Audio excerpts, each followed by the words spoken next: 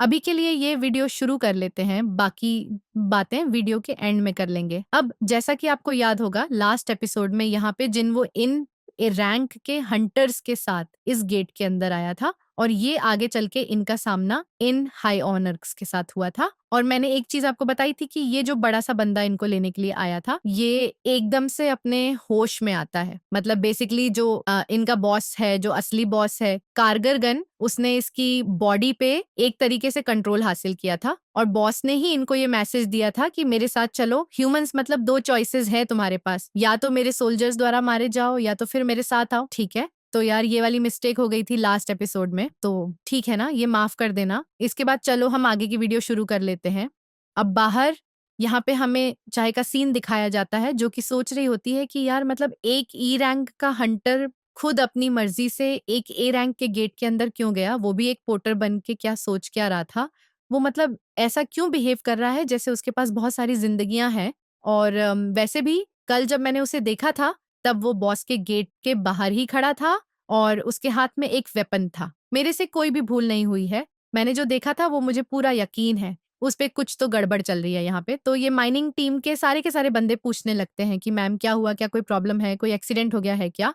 तो चाहे ही बताती है कि नहीं, ऐसा कुछ नहीं है, एक पर्सनल मैटर है। ठीक है, तो यहाँ पे वो देखती है कि वो अपना वेपन तो लेके नहीं आई है। वो यहाँ पे इस बंदे से कहती है कि यार मैं तुम्हारा कोई वेपन यूज कर सकती हूँ क्या। तो ये लोग यहाँ पे कुछ इक्विपमेंट्स लेके आते हैं, एक को लड़ी लेके आते हैं क्योंकि इनके पास और कुछ होता नहीं। तो चाहे ही सोचती आ रही वो इससे करेगी क्या, वो पूछती है कुछ और है क्या सर्ड या फिर कोई भाला टाइप की चीज। तो ये लोग कहते हैं कि भाई हम तो माइनिंग टीम है, हमारे पास बस यही मिलेगा। तो चाहे कहती है ठीक है फिर ये अपने पास ही रखो, मैं इसके बिना ही जाती हूँ। वो यहाँ पे गेट के पास जाने वाली होती है, तभी थोड़ी देर के लिए रुकती है वो, और वो बंदा कहता है माइनिंग टीम का कि मिस जा, मेरे ख्याल से कुछ ना होने से अच्छा है कि आपके पास कुछ हो, एक तो वेपन होगा ना। तो यहाँ पे वो थोड़ा शर्माती है, आती है वापस और ये कुल्हाड़ी लेके बोलती है ठीक है फिर मैं जाती हूँ यहाँ से। इस गेट के अंदर भाग जाती है।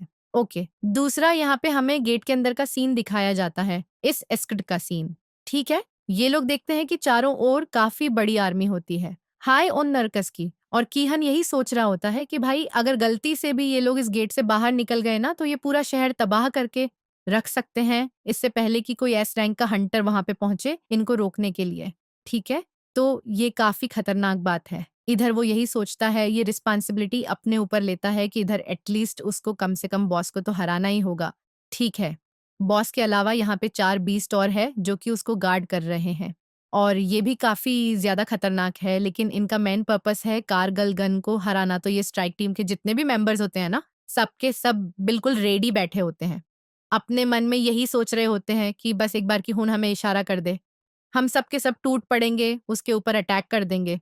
ठीक है, तो गालन कहता है कि इंसानों क्या तुम मुझसे डरते हो। और भाई इसका जो ऑरा होता है ना, वो इतना खतरनाक होता है कि मतलब इन इस टीम के हर मेंबर को ये राह महसूस होता है और इनकी फटके हाथ में आ जाती है।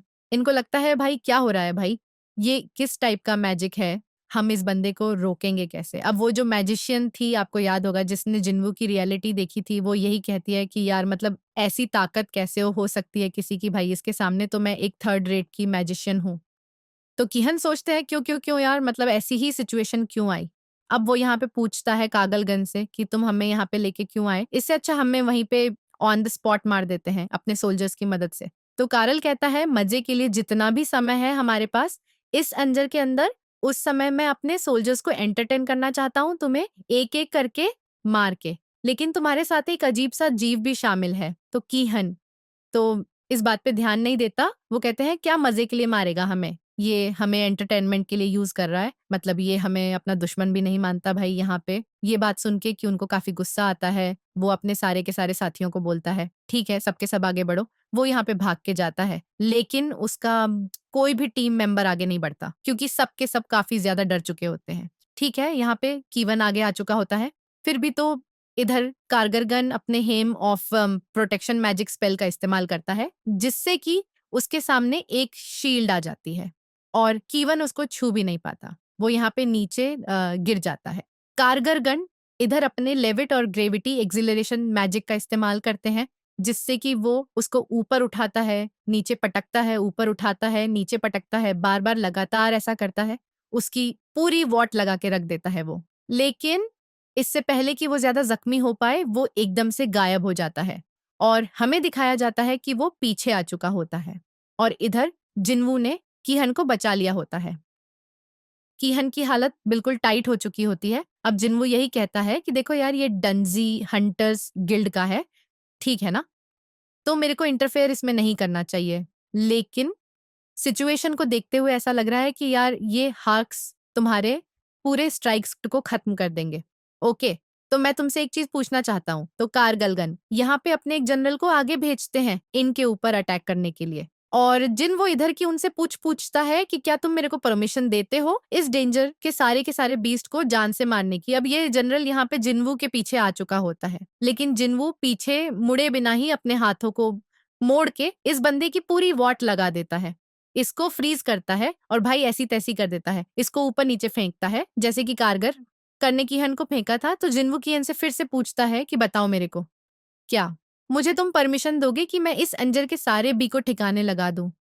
तो कीहन यहाँ पे बहुत ज्यादा डेस्परेट हो चुका होता, वो कहता है प्लीज मैं तुमसे भीख मांगता हूँ।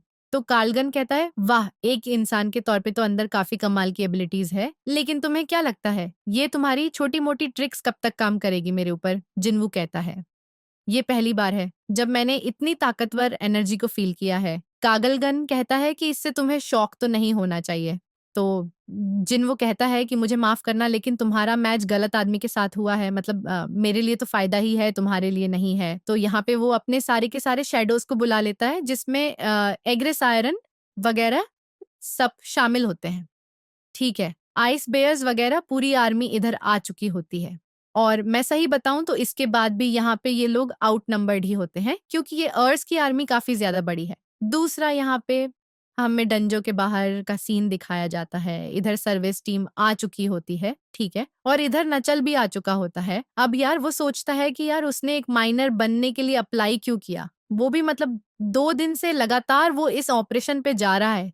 क्यों, हाँ मैं मानता हूँ कि सम जिन वो एक एस रैंक का हंटर है, लेकिन उसको थोड़ा और सावधानी बरतनी चाहिए थी मेरे ख्याल से। तो ये माइनिंग टीम का बंदा आ जाता है, वो कहता है कि क्या हुआ, यहाँ पे सर्विस टीम का क्या काम है? तो नचल बताता है कि हमने सुना कि सम जिनवू ने माइनिंग टीम को ज्वाइन किया है, तो क्या मैं पूछ सकता हूँ कि वो है किधर? तो ये बंदा बताता है अच्छा, तुम भी क्या उस बच्चे ने कुछ गलती कर दी क्या? तो यार वो याद है ना आपको बंदा जो गलती से जिनवू से टकरा गया था और जिनवू ने उसको आंख दिखा दी थी। वो बोलता है देखा मुझे पता था भाई, मैंने तो तुम्हें पहले ही बोला था कि वो कोई हंटर हंटर नहीं है, वो कोई मर्डर है जो कि लोगों का खून करके यहाँ पे आया है। मैं देख गया था भाई, उसने जैसे ही मुझे देखा और स्माइल पास की ना, मैंने उसकी आंखों के अंदर डर देखा। भाई आज भी सोचता तो उस बारे में तो रंगटे खड़े हो जाते हैं मेरे। तो जिंजू कहता है कि अच्छा मेरे को बताओ कि मिस्टर संग कहाँ पे है? तो ये बंदा बताता है कि मिस्टर संग अंदर गया है गेट के। ठीक है, आज हमारा पोर्टर नहीं आया था इसलिए किसी को उसकी जगह पूरी करनी थी, तो संग ने वॉलेटर किया और उसने बोला कि मैं स्ट्राइक स्क्वाड के साथ अंदर जाऊंगा। इसके अलावा यहाँ पे अभी थोड़ी देर पहले मिस चा भी अंदर गई है उसको ढूंढते हुए। तो जिन चोल कहता है क्या मिस चा गेट के अंदर गई है? तो ये बंदा कहता है देखा मैंने कहा था ना उसने कुछ ना कुछ गलत किया या फिर किसी को जान से मार दिया उसने। मैं जानता हूँ कि वो एक क्राइम जरूर कर सकता है। तो जंज कहता है देखो यार तुम्हें सब कुछ पता चल जाएगा, कल न्यूज में आ जाएगा जो भी होगा, ठीक है। तो ये लोग यहाँ से जाने लगते हैं और जैसे ही यहाँ पे जंच आगे बढ़ते हैं उसको एकदम एक खतरनाक राह फील होता है और वो कहता है क्या ये इतनी खतरनाक एनर्जी कहाँ से आ रही है? इधर उसकी हालत खराब हो जाती है और उसके सबॉर्डिनेट्स ने भी ये सारी चीजें फील की होती है। अब यहाँ पे एक माना क्रिस्टल लगा होता है और बेसिकली शायद इससे एक गेट की पावर हमें पता चल जाती है। जब जिन चोर इस गेट को चेक करता है तो उसको पता चल जाता है कि भाई ये कोई आम ए रैंक का गेट नहीं है, बल्कि ये एक सबसे खतरनाक ए रैंक का गेट है, मतलब जितने भी होंगे उनमें सबसे खतरनाक। ओके, जरूर एसोसिएशन ने इस गेट की जो माना लेवल है उसको मिस कैलकुलेट किया होगा और उस हिसाब से अगर स्ट्राइक टीम को अंदर भेजा गया तो उनकी जान सच में ज्यादा खतरे में है। ओके, भले अंदर 2 एस रैंक के हीरो शामिल है, लेकिन भाई फिर भी इनको यहाँ पे अंदर घुसना होगा।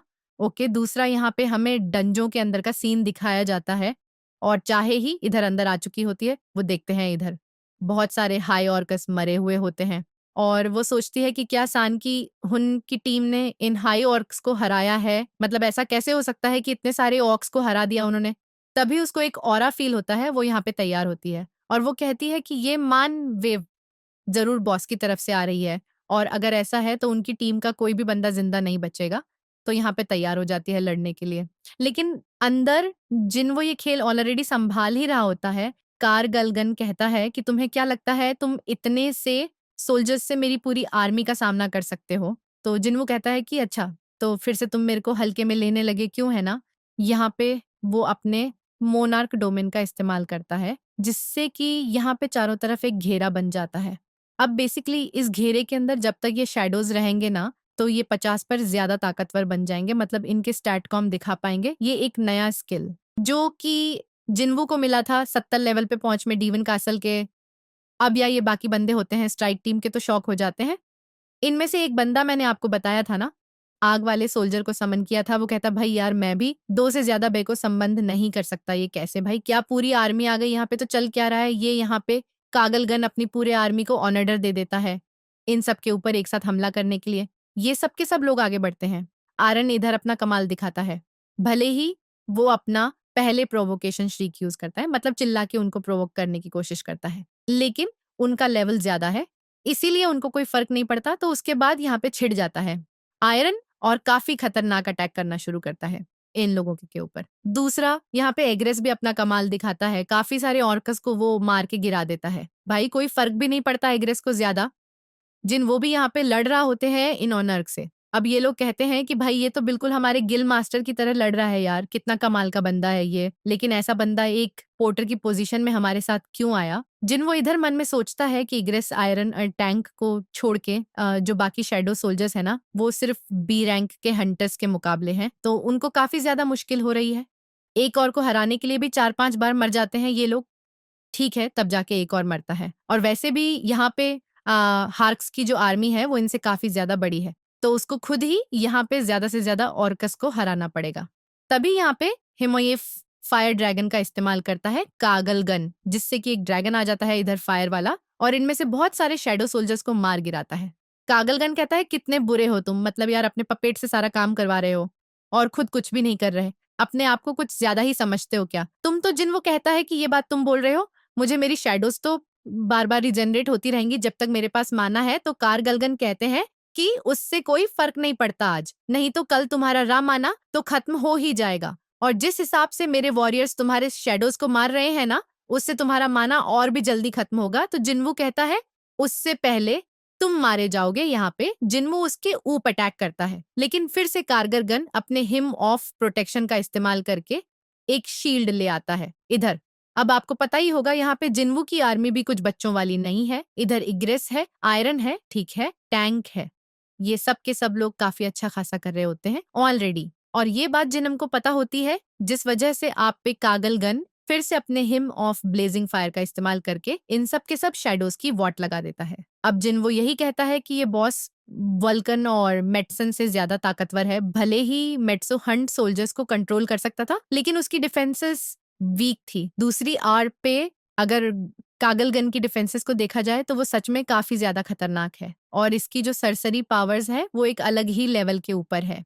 इसके अलावा यहाँ पे तकरीबन 100 हाई ऑर्क्स और ज्यादा बचे हुए हैं, और हम आउट नंबर हो चुके हैं पूरी तरह से। फिर भी मेरे को यहाँ पे हैंड टू हैंड कॉम्बैट में लड़ना होगा, लेकिन ये कोई जॉब चेंज क्वेस्ट नहीं है, यहाँ पे सिचुएशन अलग है। यहाँ पे वो अपनी इन्वेंट्री ओपन करते हैं, और इधर वो बताता है कि अपने पोशंस का इस्तेमाल करके अपने माना क्रिस्टल्स को बढ़ा सकता है, तो कोई दिक्कत वाली बात नहीं है। और जिन वो यहाँ पे ये बोलता है कि अब मैं तुम्हें दिखाऊंगा कि एक असली नेक्रोलॉजी हो जाती है। और भाई ये देख के तो कारगर शौक हो जाता है, वो कहता है भाई चल क्या रहा है यहाँ पे? अब यार जिन्वू ये कहता है कि अभी बहुत सारे सोल्जर्स बचे हुए हैं, लेकिन चिंता करने वाली कोई बात नहीं है, क्योंकि ये भी मेरी आर्मी में शामिल हो जाएंगे, और अंत में तुम भी। तो कारगर गण ये देख के थोड़ा सा डर जाता है, वो कहता क्या ऐसा कैसे हो सकता है, नामुमकिन है ये तो। अब भाई फाइनली यहाँ पे जिन्वू की आर्मी और कारगलगन की आर्मी का फिर से लड़ाई होना शुरू हो जाती है। कारगलगन यहाँ पे सोच में पड़ जाता है, वो कहता है क्यों ये बंदा यहाँ पे आया? क्यों भाई, जब हम यहाँ पे इस डंजो के अंदर जा गए थे, होश में आए थे, तो हमें सिर्फ एक कमांड मिली थी इंसानों को मारने की, हमें कोई रीजन की जरूरत नहीं है, हम बस ऑर्डर्स फॉलो कर रहे हैं। तो यहाँ पे कारगर गन ऑन ऑर्डर देता है कि भाई जाओ और उसकी लाश मेरे को लाके दो। और यहाँ पे फाइनली जनरल्स भी आ चुके होते हैं, मतलब वो 4 बीस्ट मतलब 3 ही बचे मेरे ख्याल से। अब क्योंकि एक को तो जिन्होंने मार दिया था, ओके ये लोग भी यहाँ पे बैटल को जॉइन कर लेते हैं। अब आयरन के ऊपर यहाँ पे एक बीस्ट आके हमला करता है और भाई आयरन इससे निपटता है, अच्छा खासा कंपटीशन देता है इसको और इसकी वॉट लगा के रख देता है। दूसरी और बाकी 2 यहाँ पे एग्रेस के ऊपर हमला करते हैं, लेकिन एग्रेस तो आप जानते ही हो भाई, कमाल है ही वो यहाँ पे, वो ऐसी तजी कर देता है एक की, उसके बाद दूसरा यहाँ पे जब उसके ऊपर अटैक करने वाला होता है तो उसकी भी वॉट लगा के रख देता है। एग्रेस मतलब एग्रेस नेक्स्ट लेवल है भाई, उसको तो मतलब बोलने की जरूरत नहीं है। मतलब जिस दिन यहाँ पे एग्रेस के ऊपर खतरा आएगा ना भाई, उस दिन समझ जाना काफी खतरनाक वाला विलन है सामने। ठीक है, दूसरा यहाँ पे आइस बेयर है, वो यार इस वाले बंदे की वॉट लगा देता है और मतलब ये सब के सब काफी कमाल का परफॉर्म करते हैं। और चिन वो यही कहता है कि ऐसा लगता है कि मेरे जनरल्स के ऊपर अपर हैंड है वुमन में, लेकिन यही सोचता है कि माना क्रिस्टल्स को वो इतनी तेजी से रिप्लेनिश नहीं कर पा रहा पोशंस की वजह से।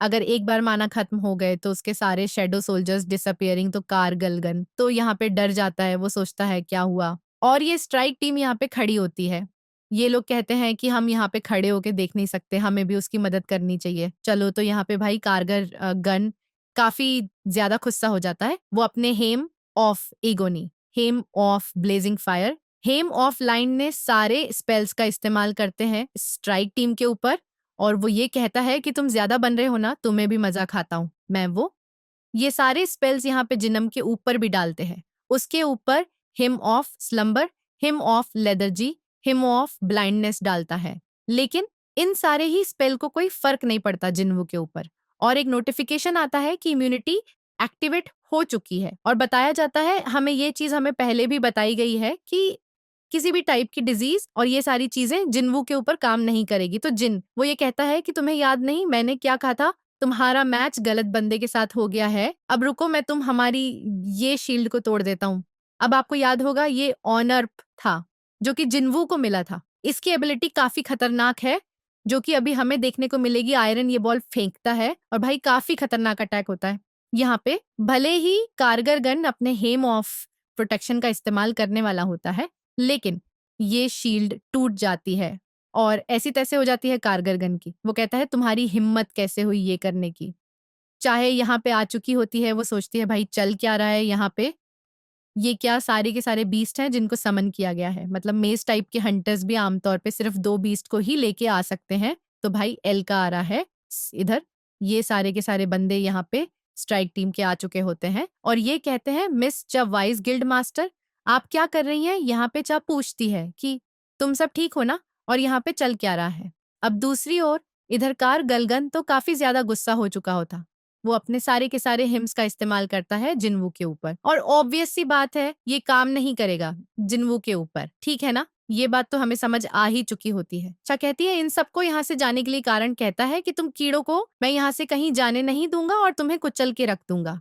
इधर वो काफी सारे शैडो सोल्जर्स को मारना शुरू कर देता है। जिन वो कहता है कि वैसे आज से पहले जितने भी जाइंट से वो लड़ा है ना, उसका एक्सपीरियंस कुछ ज्यादा अच्छा नहीं रहा है और अब फिर ये आ चुका है। इधर उसकी एमपीज खत्म हो चुकी होती है फाइनली और अब कार गलगन वर्सेस जिन्वू होगा।